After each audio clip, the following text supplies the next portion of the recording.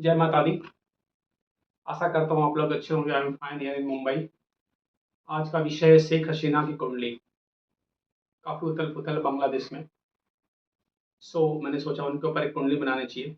और आपको लोगों को मैं थैंक्स बोलना चाहूँगा। जो पिछला मेरा वीडियो था प्रिंसेस डायना के ऊपर, रॉयल फैमिली से बिलोंग करती है, वो अपनी दुनिया में नहीं रही, उसको काफ़ी अच्छा रिस्पॉन्स मिला। इस वीडियो को भी आप लोग अच्छे से देखिएगा। प्लीज़ सब्सक्राइब कर लीजिएगा और हम सब दे दीजिएगा। तो आइए शुरू करते हैं। पहले इनका जन्म का विवरण देख लेते हैं। मोदी के जन्म कुंडली से उनका क्या रिलेशन है, इंदिरा गांधी ने उनको कितना हेल्प किया था उनके फैमिली के साथ, और भी कुछ उनके फैक्ट्स हैं। तो चलिए स्टार्ट करते हैं। इनका जन्म 28 सितंबर 1946, समय 11 बजे। इस समय नरेंद्र मोदी जी का भी है, हमारे देश के जो प्रधानमंत्री करंट, ढाका में हुआ। लग्न वृश्चिक, नरेंद्र मोदी का भी लग्न वृश्चिक है। राशि तुला, मोदी जी का जो राशि भी वृश्चिक है, लग्न भी वृश्चिक, क्योंकि उनका जो चंद्रमा वो लग्न में ही है। नक्षत्र स्वाति, ए ग्रेड नक्षत्र है। नरेंद्र मोदी के नक्षत्र अनुराधा, उनका भी नक्षत्र ए ग्रेड है। तो बहुत कुछ सिमिलर है इनका, आगे भी डिस्कस करेंगे इसके बारे में। तिथि शुक्ल तृतीया, नरेंद्र मोदी की तिथि आई थिंक द्वितीय तृतीया, तो ये भी काफी सेम है, मुझे ऐसा लगता है। यस, बहुत कुछ सेम है। ये महादशा है उनकी लाइफ की, शेख हसीना की। इसके विषय में हम लोग बाद में डिस्कस करते हैं।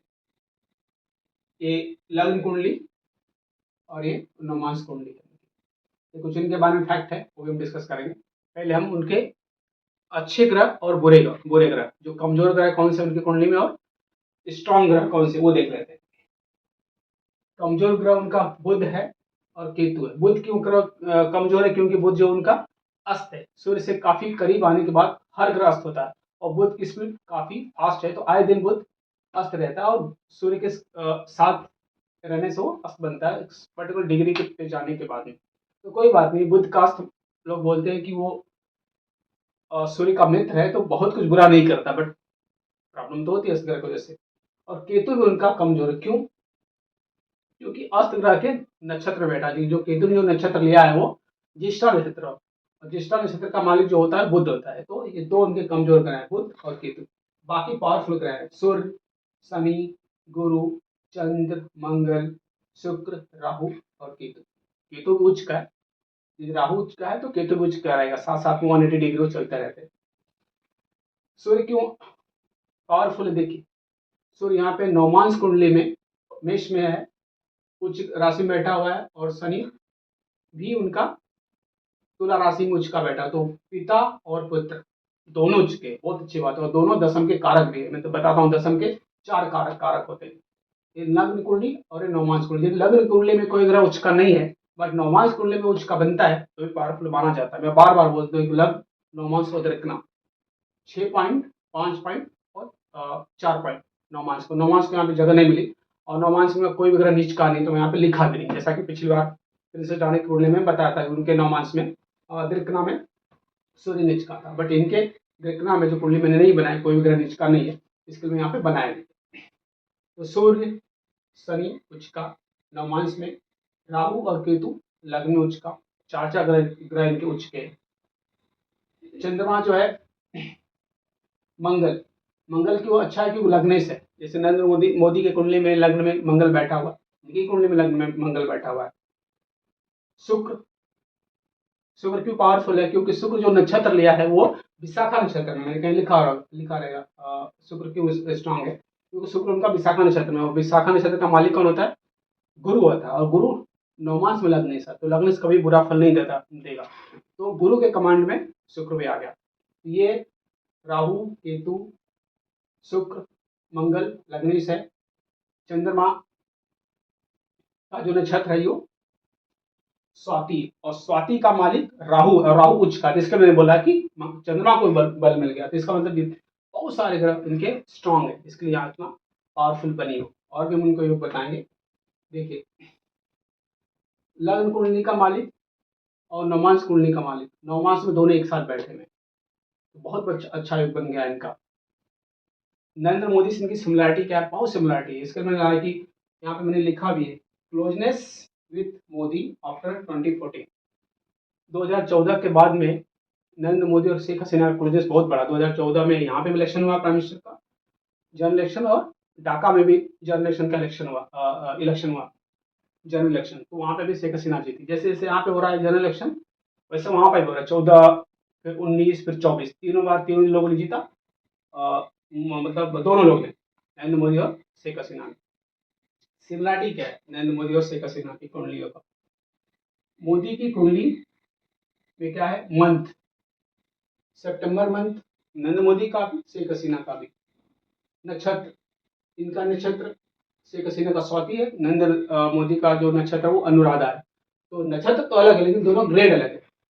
एक नंबर की नक्षत्र मानी जाती है अनुराधा और स्वाति, तो नक्षत्र भी ग्रेड दोनों का वन है। देखिए सूर्य बुध, इनका भी सूर्य बुध जो है वो 11वें स्थान में, नरेंद्र मोदी का भी सूर्य बुध 11वें स्थान में। सिमिलर इसी राशि में नरेंद्र मोदी का भी, और उनका भी इनका छठी राशि में है, नरेंद्र मोदी का भी छठे राशि में, तो सिमिलर है। बर्थ टाइम देखिए 11 बजे इनका भी टाइम है शेख हसीना का, नरेंद्र मोदी का भी आप देखोगे तो उनका भी 11 बजे के आसपास का टाइम है, अच्छा माना जाता है और सिमिलर। दिवा बलि राशि में ग्रह, ये बहुत बड़ा योग है। आई थिंक ये पराशर ने कहा है कि किसी का भी जन्म यदि दिन में हो और सारे ग्रह उसी दिवा वाले राशियों में आ जाए तो बहुत बड़ा योग बनता है, बहुत पावरफुल योग बनते हैं इसे। और रात्रि में जन्म हो और सारे ग्रह रात्रि बलि राशियों में रहे तो भी स्ट्रांग बनता है। तो नरेंद्र मोदी का तो ऐसा है कि सारे के सारे ग्रह, 9 के 9 ग्रह जो है वो दिवाबली राशियों के अंदर है। दिवाबली राशि कितनी होती है?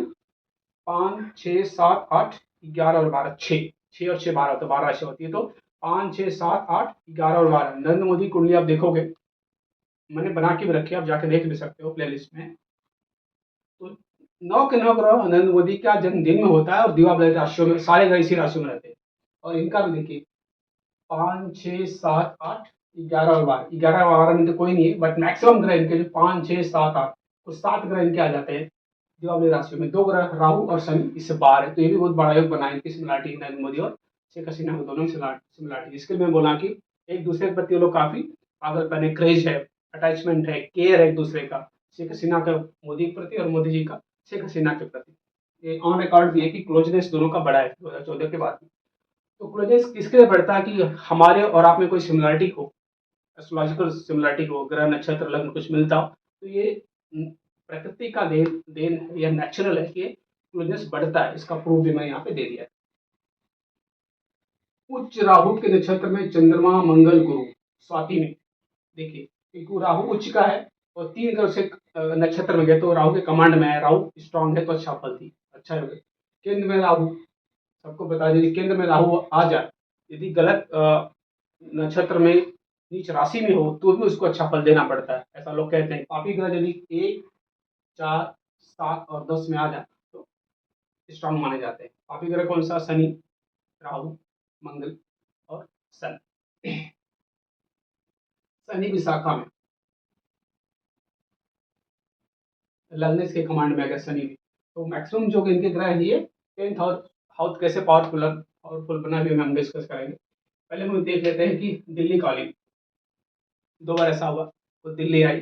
पहली बार जब उनके ढाका में 1975 में उनके पापा, उनके मम्मी और रिलेटिव्स का मर्डर कर दिया जाता है इस्लामिक स्टडीज के द्वारा।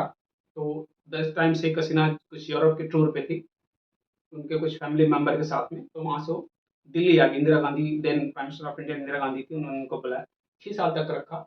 1981 में फिर वो जाती हैं अपने देश में ढाका में। तो आयरन लेडी इंदिरा गांधी और विश्व गुरु नरेंद्र मोदी जी को 2 बार रखते हैं, तो मैंने दोनों डेट दिया। उस टाइम पे इंदिरा गांधी ने रखा, इस टाइम पे हमारे देश के जो प्रधानमंत्री नरेंद्र मोदी ने उनको इंडिया में बुलाया, तो अच्छी बात है, होना चाहिए। ये उन्होंने किया है, हम लोग उनके लिए किया है। उनका भी हम लोग के प्रति काफ़ी विश्वास है, इंडिया के प्रति, और उनकी शेख हसीना की फैमिली का और हम लोग का सपोर्ट। दैट जब पार्टीशन हुआ बांग्लादेश का 1971 में, तभी इंदिरा गांधी ने काफ़ी सपोर्ट किया, सबको पता है। That separate. Longest serving PM Bangladesh के हिस्ट्री में, जब से इंडिपेंडेंट हुआ बांग्लादेश 1971 के बाद में, सबसे ज़्यादा पीएम के पोस्ट पर रही है तो शेख हसीना रही है, कुछ ऑलमोस्ट 20 साल के आसपास हो रही है। 5 बार प्राइम मिनिस्टर बनी है शेख हसीना। 5 अगस्त अभी जो लेटेस्ट उनका घटना है, 5 अगस्त को कंट्री उन्होंने छोड़ दिया बांग्लादेश को और इंडिया में आ गई। इसी 5 अगस्त को, इसी महीने में कुछ अभी 5-6 दिन पहले उन्होंने अपने देश को छोड़ा, रिजाइन दिया और इंडिया में आके बस गई। उनके हस्बैंड जो हैं AMA वाजिद मियाँ नाम है उनका, एम ए वाजिद मियाँ। He is a nuclear scientist, बहुत पढ़े लिखे हैं, इज़ अ न्यूक्लियर साइंटिस्ट। ये भी मैंने आप लोग को यहाँ पे बता दिया। आगे कुछ देख लेते हैं। ये जो देख रहे कमजोर ग्रह का कुछ प्रूफ देता हूँ, क्योंकि हम लोग एस्ट्रोलॉजी के ऊपर और प्रूफ के ऊपर हर बार हम लोग बात करते हैं। तो बुध और केतु ने इनको क्या क्या दिया है, सबको बताया 2012-2014 में उनके ऊपर अटैक हुआ, मर्डर करने का असैसिनेशन अटैक हुआ। तो उसकी महादशा किसकी चल रही थी, बुध और गुरु का बैड महादशा चल रही थी। 2004, 2007, 2008, 2012 आगे का डेट मैंने लिखा, आप जाके देखोगे, पढ़ोगे गूगल पे। ये जो डेट्स है हाउस अरेस्ट के, असैसिनेशन के अटेम्प्ट हुए, मर्डर के अटेम्प्ट हुए, इसी बुध और केतु की महादशा में हुआ। तो मेरे कहने का मतलब ये है, मैं एस्ट्रोलॉजी डिस्कस कर रही हूँ, विज्ञान और मैथमेटिक्स है, तो यहाँ पे एक प्रूफ रहना चाहिए भाई ऐसा क्यों हुआ, रीजन क्या था उनकी कुंडली में। तो रीजन ये था कि बुध उनका जो है अस्त है। यहाँ पे देखिए मैंने लिखा है स्टाइल, तो बुध अस्त है, तो ये आपको स्ट्रगल करवाया, प्रॉब्लम क्रिएट किया उनके लाइफ में। पेरेंट केम फ्रॉम बगदाद, ये भी एक फैक्ट है, बहुत कम लोगों को पता रहेगा। उनके जो मम्मी पापा या दादा परदादा जो रहे होंगे, मम्मी पापा तो नहीं, काफी टाइम पहले, बगदाद इन मुगल एरा, मुगल एरा के टाइम में उनके जो मम्मी पापा तो नहीं, मतलब 3 4 5 पीढ़ी, काफी टाइम पहले की बात रहेगी, बगदाद से है। दूसरा फैक्ट वो जो बता रहा था कि 1981 में वो 6 साल के बाद इंडिया से अपने देश में चली जाती है, इंदिरा गांधी उनको भिजवाती है। 1981 में वो वापस बांग्लादेश चली जाती है, फिर आगे का वो जर्नी जो है कंटिन्यू करती है। मैंने लिखा भी है आगे देखिए, movement movement against military rule 1981 to 1991, 81 से 91 तक, ये काफी उनका स्ट्रगल भरा टाइम था। बुद्ध उनको रूल कर रहा था इसी बुद्ध ने उनको रूल करवा के, स्ट्रगल करवा के काफी आगे तक लेके जाने को कहा, क्योंकि दैट टाइम मिलिट्री रूल था, और उस मिलिट्री रूल से लड़ना, फिर इस कंट्री को डेमोक्रेटिक पाथ पे लाना, शेख हसीना ने काफी अच्छा काम किया और फिर से कंट्री को डेमोक्रेटिक बनाया। खालिदा जिया भी बनी, उसके बाद प्राइम मिनिस्टर, उसके बाद खालिदा जिया हारती है, फिर से प्राइम मिनिस्टर बनती है, वो अलग मैटर है। तो एक मैंने इनका आपको फैक्ट बता दिया कि उन्होंने जो मूवमेंट चलाया था मिलिट्री रूल के सामने, उनको हटा के फेंकने के लिए और डेमोक्रेसी को बिल्कुल लाने के लिए, तो अच्छा सराहनीय काम था उनका। अभी रिसेंट या कुछ टाइम पहले वर्ल्ड बैंक और आईएमएफ, इंटरनेशनल मॉनेटरी फंड जो एक बॉडी है, और वह वर्ल्ड बैंक ने उनको चेतावनी दी है कि भाई आप जो पिछले 10 साल में जो कर्जा लिए वो 3x हो गया, 3 गुना कर्जा आपने अपनी कंट्री पे ले लिया है, और जो आप डेटा प्रेजेंट कर रहे हो जीडीपी का और वो सब वो फेक डेटा है, वो गलत डेटा है, ऐसा कुछ डेटा है नहीं। तो ये भी एक मैंने फैक्ट आपको बता दिया। नरेंद्र मोदी 2014 में बनते हैं, तब से हमारे कंट्री में भी कहा जा रहा है कि भाई मोदी जी डेटा गलत दे रहे हैं। शेख हसीना भी उनके क्लोजनेस बढ़ाया, तो शेख हसीना को भी वर्ल्ड बैंक कह रहा है कि डेटा गलत दे रहे हो। तो पता नहीं, मैं ऐसा रिलेट नहीं कर रहा हूँ, बट वो आप लोगों के ऊपर है कि डेटा गलत क्यों देने का। वर्ल्ड बैंक और आईएमएफ ने उनको बोला, वार्निंग दिया है, जब बहुत बढ़ चुका है बांग्लादेश के ऊपर, और आज जो हालत है उसके सब लोग देख रहे हैं कि कहीं बैंकरप्सी में चला जाए कंट्री। वैसे हाँ, सबसे इम्पोर्टेंट बात हम लोग करेंगे कि ये उनको देश छोड़ने का योग कैसे बना, उनको तख्ता पलट कैसे हो गई। तो एक बात मैं कहूँगा कि ज्योतिष विज्ञान में पराशर मुनि जो इसके ज्योतिष विज्ञान के पितामह हैं, बार बार मैं बोलता हूँ, उनका कहना है कि देश, काल और पात्र तीनों चीज़ों को देखना है। वो बंदा किस फैमिली से, किस कंट्री से, किस सोसाइटी से बिलोंग करता है, उसके बारे में देखना है। तो इस्लामिक वर्ल्ड में आप देखोगे तो ये चीज़ें नॉर्मल हो चुकी हैं। मिडल ईस्ट में देखो और कहीं और जाके देखो, तख्ता पलट होना, मर्डर कर देना, वो कर देना, तो उसमें आप इसको ढूंढोगे कि इसके अंदर इसका क्या योग होता है, ऐसा कोई योग नहीं है। एस्ट्रोलॉजर कोई भी आके बताएगा नहीं इसके वजह से हुआ, उसके वजह से, ऐसा कुछ भी योग नहीं है। वहाँ के लोगों के लिए चीज़ें कॉमन है। यही बंदा जैसे में यूरोप में जन्म लेगा तो वहाँ पे तो कुछ भी नहीं होता, तो हम क्या कहेंगे, योग जोड़ेंगे वहाँ पे, नहीं। तो इस्लामिक वर्ल्ड में या फिर ऐसे कंट्रीज में ऐसा होता है तो होता है, ऐसा कोई ग्रह का कोई इसमें योग नहीं है, इनके लिए कॉमन चीजें हैं। बाकी इनके ग्रह सारे स्ट्रांग है, मैक्सिमम स्ट्रांग ग्रह है इनके ग्रह। ओके, एक चीज और डिस्कस करना हम चाहेंगे यहाँ पे, ये देखिए विल्किन, शुक्र शायद इनको मार देगा 2031 के बाद, इनकी शायद शायद लाइफ नहीं रहेगी, मेरा मानना, जब तक जितना मैंने ऑब्जर्व किया कुंडली, और बार बार बोलता हूँ डेथ के ऊपर, क्योंकि सूर्य और चंद्रमा कभी अपनी महादशा में नहीं मारते। मैंने इसे 100-200 कुंडलियाँ रिसर्च करी है, किसी को भी सूर्य और चंद्रमा आज तक मारे नहीं। तो आने वाली मादा शुक्र और चंद्रमा की वो मारेगा नहीं। 2031 तक शुक्र देव रहने वाले हैं, और शुक्र जो देखिए सप्तमेश तो नक्षत्रों का जो बताता है कि सप्तमेश जिस नक्षत्र में रहता है उस ग्रह का मालिक उसको मारता है, तो ऐसा जो योग इनकी कुंडली में नहीं है।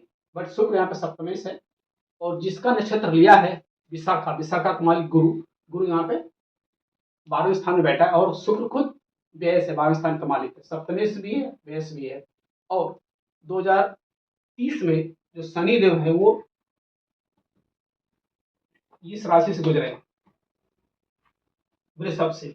सप्तमेश जो एक राशि लिया हुआ है नवमांश में, वृषभ लिया हुआ है, तो शनि तो वहां से गुजरे, तो भी मैंने बताया था सप्तमेश अष्टमेश से जब शनि गुजरता है और ये इसकी सप्तमेश की महादशा रहती है, तो योग काफी स्ट्रांग बन जाते हैं डेथ के।